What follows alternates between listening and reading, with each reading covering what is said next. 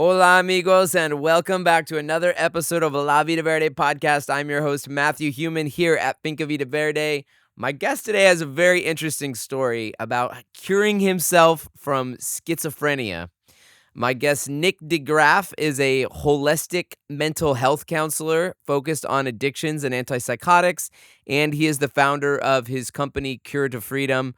I have a feeling it's going to be a very interesting story. We hope you enjoy.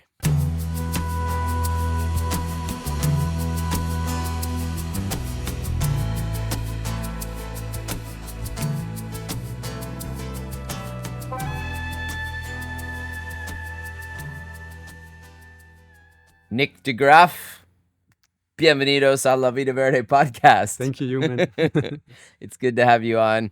I know Nick from, well, you live up in Atenas, right? Yeah, correct. But you've been coming to our events around here, parties and whatnot. Yeah. We pulled you out of a ditch one time in Ecovia. As I recall, that was one of my introductions to you. Yeah. Oh no, we jammed. What was it? It was something at Larry's. It was a party at Larry's, Halloween right? party, I think. Yeah. Oh yeah. Okay. Yeah. Nice. Well, good to see you. Thank you for coming. And I remember during that first meeting where you told me just kind of like casually, well, yeah, I healed myself of schizophrenia. And of course, I bet you hear this a lot. But my first feeling was skepticism because, Mhm. you know, that's something that most people don't do. Like many people are stuck in that. Mhm. And medicine has strived for years to overcome that. So I'm definitely curious about your story. Maybe we start though at the very beginning, like just Okay. a little bit about growing up. You're from Belgium, right? Correct. Yeah. I grew up in Belgium. What was your life like there? Like, Well, my parents got divorced at a really young age, okay. and I was always like a sensitive kid. So I was looking for myself the whole time in a world that I felt I didn't belong. So at a really young age, I started experimenting with drugs when I was 12, actually. When you were 12, Yeah. what kind of drugs, if you know? Cannabis. Cannabis. Yeah, like my Okay. first joints. I also had older friends because I had older brothers. Uh-huh. And yeah, I was always looking for myself with Did you live with your mom or your dad? I moved like every week. I moved from one house to the other. That's also my splits. Like the mother and the father, I couldn't find myself in They were very different people, different worlds. opposites. At my dad, we lived like Spartans. We need to like work out, eat healthy, live very strict. And my mom was going to McDonald's, eating pizza. So it was like an opposite world. So, I see. Wow. And okay, so you started smoking herb at 12. yes. And okay, and then what? Like you Well, then I started experimenting with more things when I was a bit older, like around 14.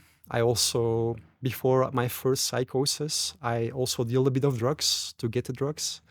what kind, if you don't mind, like what kind of drugs? Cannabis. Cannabis. Yeah, But you said you were using harder stuff. yeah, or- like mushrooms, Ah, okay. ecstasy, cocaine. Yeah, like those kind of things. Okay. And you were dealing to support you considered yourself an addict at that point? No, I had like this Hollywood fantasy about how life should be, and I was in it. So I had a lot of imagination. Yeah, but I didn't feel I was doing something wrong because I didn't feel I belong in this society. So Very interesting. That's not feeling like you belong. Can you like, is there a way you can decide to like describe that a little, or is it just a feeling that's undescribable? well, when I was really young, I always felt it was like a handicap. Like I didn't could connect. Like I felt like I was an alien visiting humanity, like that. But as I grew older, I saw it as an advantage. So it made me do things that were uncomfortable because I know we were living in an illusion. And then I slowly start to grow in that idea. Okay, and you said you were a sensitive kid, so like like does that mean you like cried a lot, or you just like were very you felt energies that you didn't understand, or Well, for example, when I was 10 years old, I was afraid that I would die. So my teacher gave me books about death. Um, I also Hmm, got medicated at a really young age because I was sleeping a lot during the classes. hmm. It's like the opposite of ADHD. The opposite of Yeah, ADHD. you're too, and they also give you Relatin. You know the drug Relatin? It's against to focus yourself better. Ritalin. Yeah, Relatin, that's the word. Okay, I have an yeah. accent, I'm sorry. And no, it's okay. I was like, wait, what? I know that word. Yeah, Ritalin. yeah, yeah. Okay, so they gave you Ritalin to wake you up. Yeah, yeah, yeah, yeah. Okay, got it. So, So at a young age, you were on Ritalin. yeah, yeah, And yeah, then you started using cannabis, and then you started using mushrooms, experimenting with yeah, yeah, mind-altering substances and cocaine. yeah. Okay. And so how old were you when you had you said your first psychotic break? 17. 17. Yeah, yeah. And what did that look like? Well, I I always call my psychosis an awakening I wasn't ready for. So I received a bliss, like dopamines went through the rooftop. I felt euphoric the whole time, super social. I told my environment that Nick went to sleep twice here, the white artist, white representing the lights. And I want to go to America and become a celebrity. So there was a lot of ego also attached to my psychosis because I Uh-huh. wanted to save the world. And I was like going on that story the whole time. I couldn't sleep, I couldn't eat. And I also lost months of memory because I was going overdrive the whole time. When you are going to a psychosis, Hmm. on a physical level, you're also damaging your brains. So, Very interesting. yeah. So you had so I guess that's what they would call delusions of grandeur in the clinical sense, where you feel like I'm going to America to become a celebrity. Yeah, yeah, They're waiting for me. They're yeah, yeah, yeah, kind of yeah, yeah, thing. yeah, yeah. Interesting. I mean, I have the most minimal understanding of psychology from first class college. Mm. So I just remember these little points of things. Yeah. Um, so and what did you obviously were you aware of it when it was happening, or were you like, "No, this is my life and this is who This I is am and this yeah, is my yeah. life."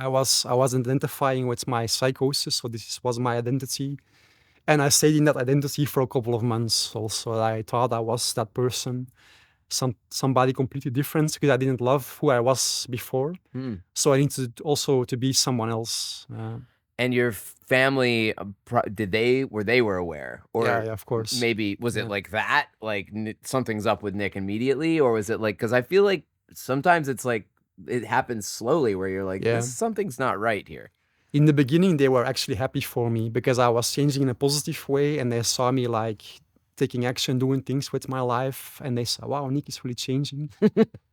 But then, yeah, of course, it becomes worse and I worse. see. But I have a really loving family. My mother and my dad, they really take care of me and they supported me. I remember when I left rehab the first time, I was so highly medicated and scared, was the opposite of my psychosis, Hmm. that I left rehab with holding my mother and my dad's hands leaving the place. That's how scared I was, feeling like a little boy of 12 while I was an adult. Yeah. Yeah, I can only imagine like that feeling of like, wow, like you can't, and I feel like the mental health stuff is the worst because it's like you, I mean, it's really physical. When it's physical, it's the similar too. Like you can't trust your body, but when you can't trust feel like you can't trust your brain. Like your brain is like Hmm. you becoming your nemesis almost. Where you were put on antipsychotics at that And point or antidepressants also. antidepressants, So my diagnosis then was bipolar. bipolar. Yeah. Oh no, I'm sorry, manic depressed. Yeah, that Yeah. was my diagnosis then. And the medication suppresses like the overload of dopamines, but you also feel like a zombie because you don't Right. feel like yourself. Right. I gained like a lot of weight. I think 50 kilos of weight I Wow. gained. Yeah, and I looked like really pale. There was no life in my eyes, no initiative. So I And felt how old were you? You were 17. when I left rehab, I was 18. So I stayed there for a year. Also, it's open. I would say it's like open counseling, but it was a year. And then when I want to go back to school, it was impossible because I lost all of my capacity to learn or to interact with my classmates. So Okay. it was a long recovery from it, for sure. And so then what? Like because you said your first psychosis, so you had Yeah. you had to have a second one. Yeah. So I was so fed up with my medication. I quit all my drugs, by the way. The only thing I was doing was I was a chain smoker. I smoked 30 cigarettes a day to 30 cigarettes a day. to compensate my drugs that I didn't use. But when I was 24, I was so fed up with it that I decided to quit in secret with my medication. Okay. So I relapsed into a new psychosis. As soon as you stop taking the medication. No, it takes a couple of months. Now people also see, wow, Nick is doing great. He's being so interactive, and we see like positive things. But then they notice that it's going too much in an upward spiral. I become euphoric again. And then in that second psychosis, I got diagnosed with schizophrenic disease. Okay. And the definition of schizophrenia, not many people know this, is you get multiple psychoses, they become worse and worse, and you get stuck into the psychosis. That's what schizophrenia means. So that was my diagnosis. It's the worst you can have when you go to rehab.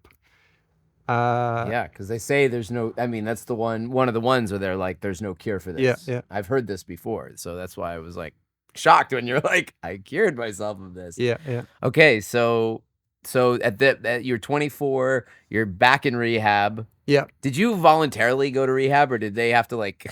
Well, the thing is, my parents always managed me to get there voluntarily, but when you want to leave, they collocate you. So it's like what? Collocates, like they obligate you to stay. Oh. Yeah. So Okay. once you're in, you're in. Yeah. That's so how it you don't works. think that you're like, I'm just gonna go visit the clinic and then you're like, nope, you're never leaving, pal. Well, I remember that the second time that I went, I got this shrink in front of me, and I was so confident and in my psychosis again, and I told him, "Do you have a wife?" That was your like. Yeah. I know you have a wife. No. And then he told me he told me, "No, I'm gonna hook you up with a nice woman." Like that. That was, for example, how I was thinking. I was going to help everyone, but also with a massive ego. It was also part of my psychosis. So I was going to rehab to save rehab, basically. You were going there to help the doctors and save rehab. Okay, got it. Yeah. Okay, so then what? What happened? Well, when I was there, I met an incredible man who also I lived together with a couple of years. He's also still one of my best friends. And He was a patient? yeah, Okay. yeah. And he started talking about spirituality, meditation. He went to India multiple times. And he told me, you can get off your medication if you want. And he was the only person who believed that I could. And so when I left rehab after 1 year again, was a 1 year rehabilitation, I decided to go on that journey to get off it, but I would tell no one. But I would find a way to do it. And that took me 7 years, that journey to completely quit. So I went holistically. I looked for the right nutrition, the way to exercise, to lose weight, because I was obese again. I ran my first marathon when I was in Denmark.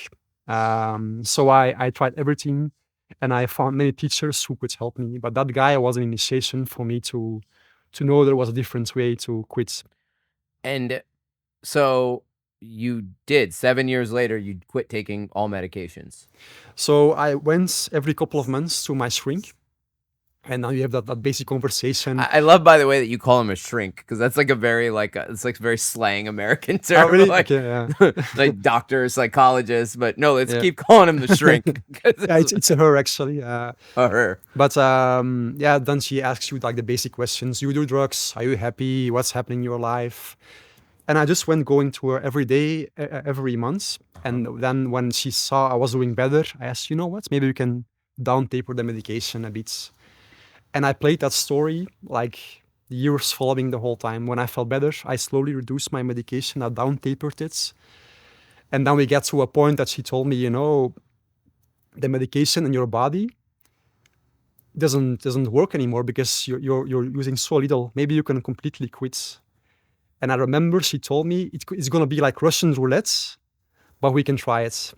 Because you could relapse. You Yeah. could go back into it. Yeah. That yeah. was her concern. Yeah, because she doesn't has the experience to help people of it, because I was doing it myself. Yeah, so I went there to also have the approval of my parents and support of my family, because I didn't want to.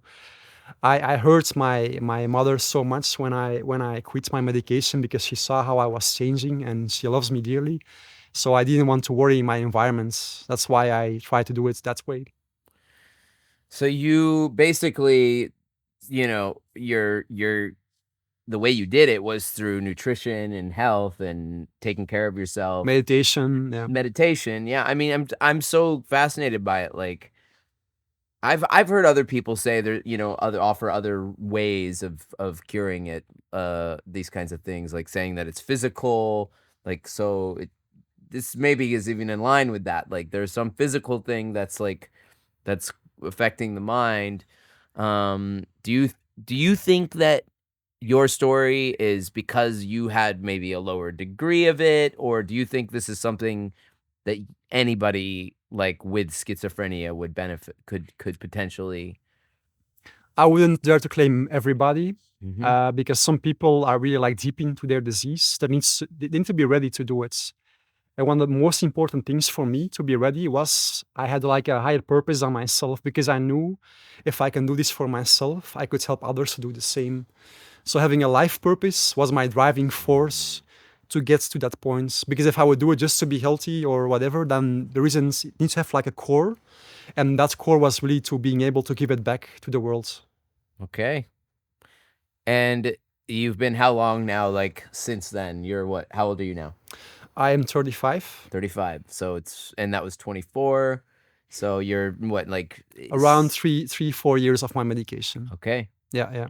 And you're not what you're using. I mean, yeah, like we would know, right? Like if Nick starts getting weird, we're gonna Yeah. say something. Yeah, of course. Okay. And also, the further you get from the medication and from the psychosis, the less is going to reappear. So I'm in a safe zone, you could say. You had to reprogram things basically. Yeah, for sure. Also, like having my sleep, even on days I didn't want to sleep, I stayed in my beds.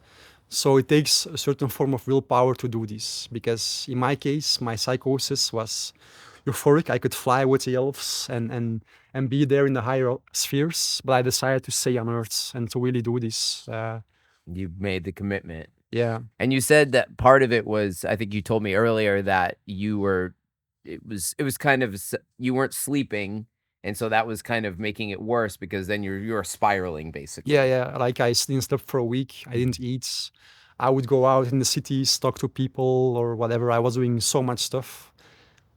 It wasn't contained. So But you still have trouble sleeping. You said last night, not trouble maybe, but like you have not what, a normal exactly, or not normal. What's the word? Like, you have a movable sleep cycle. yeah. And you said the moon, you're affected by the moon. You feel like the moon. Yeah, but I don't worry about this, because I know I'm in acceptance when I can sleep, and I just try to meditate or write. But because from the moment I start to worry, you make it worse. Right, anxiety. Yeah. Right. And I know it's like every month. Like apparently this night it was one of those nights. Uh-huh. But I'm not worried Was it about because it. you were nervous about the podcast? I was. Maybe a little bit. Not lying. It's like the second time I'm doing this, and yeah. Well, I appreciate you making it. I mean, really, we know you're just here to find your fame and fortune in America. Of right? course. No. through my podcast. No, I mean it's normal. I mean, I wake up and sometimes when the podcast less and less, thankfully, like it doesn't keep me up at night so much, but like other things, like we all have those things. Yeah. And you said the moon, like also, like I've noticed that too. The moon definitely affects my sleep schedule. The closer we get to a full moon, you said the same. Like Yeah, a couple of days before the full moon, you start to get yeah. like creative. You said Yeah, creative energy. Yeah. Okay, so now you're here in Costa Rica. What brought you to Atenas? Well, I traveled a lot in Costa Rica. I did volunteering. I did house sits where I train dogs. Yeah, you're a dog trainer. Yes, I am. But do you enjoy that? I don't want to promote it too much because I want to focus on my own life purpose, but I'm good at it. Yeah, but it's something I do sometimes. But Side gig. yeah. Okay. Like I drive also for the community sometimes, but I want to mostly focus on my life purpose. Right. Yeah. But when you need money, you could do it. Yeah. Okay. So you were doing volunteering and training dogs as a volunteer? No, the house sitting was with dog training and volunteering communities, like Okay. in Grecia, the Talim community. Also, What's it called? Talim community. At Talim, I'm not familiar with it. Yeah, it's they also like to live self-sustainable and have a whole philosophy. It's also a good guest for your podcast if you would like him to come. Okay. Yeah. I'll talk to him. Yeah. Okay. And Atenas, I did one house sit there also in Verde. I liked it, like the climate and the people, and then I decided to return eventually after a long trip in Costa Rica to run something there. And yeah, built my business, Cure to Freedom, where I help people with addictions and with antipsychotic. Wait, where was that? Where? Roca Verde? Yes, Where was that? in Atenas. Roca Verde. Oh, okay. Yeah.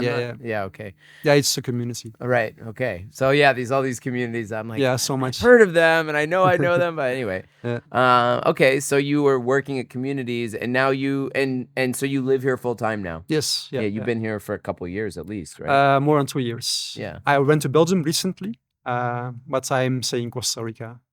Okay. And now you're started a company called Cure to Freedom. Yes. And that's counseling. You're helping other people deal with similar situations. Yeah, addictions and psychosis, like people with a similar story as I have, or maybe less serious. Because I also help people who don't have addictions and just want to find their life purpose. So it varies a bit, but I'm basically a coach helping people with their life purpose, building their life, and detoxifying their unhealthy habits. Yeah. Okay. And so this is something, if people are looking for support with, they can contact you. Yes. Yeah. And where do they reach you?